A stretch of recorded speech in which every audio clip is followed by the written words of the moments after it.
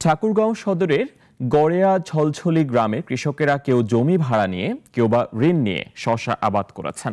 ফলনও ভালো এসেছে, কিন্তু দাম কমে যাওয়ায় এখন শসা নিয়ে বিপাকে কৃষকেরা।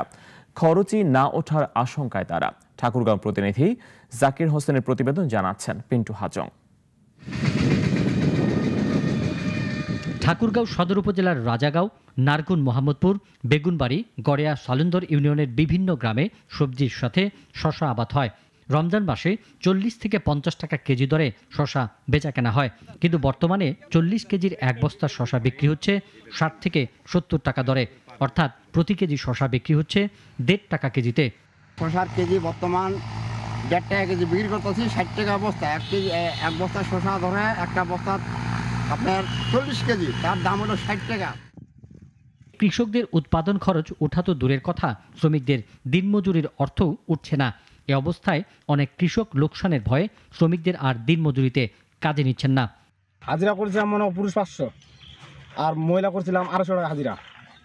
এখন তো ভাই যে শসার দাম দেখে এখন মাহাজন বলতেছে আমাদের এইভাবে পোষাবে না, আপনি চুক্তা নেন। সেটা শ্রমিক কাজ করতেছি, আমাদেরকে দিবে না ওনাই নিবে, মানে এরকম পর্যায়ে হয়ে গেছে এখন।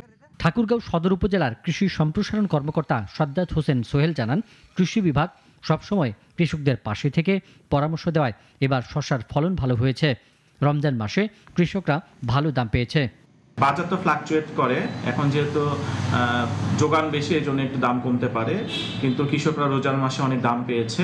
তবুও আপনারা যে তথ্য দিলেন, আমরা এটা নিয়ে ঊর্ধ্বতন কর্তৃপক্ষ বরাবর কথা বলবো।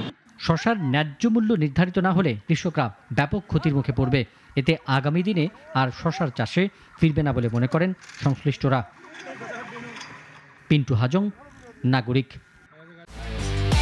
একমাত্র ওয়ালটন এসি দিচ্ছে 1 বছরের রিপ্লেসমেন্ট গ্যারান্টি এবং কম্প্রেসারের 10 বছরের গ্যারান্টি।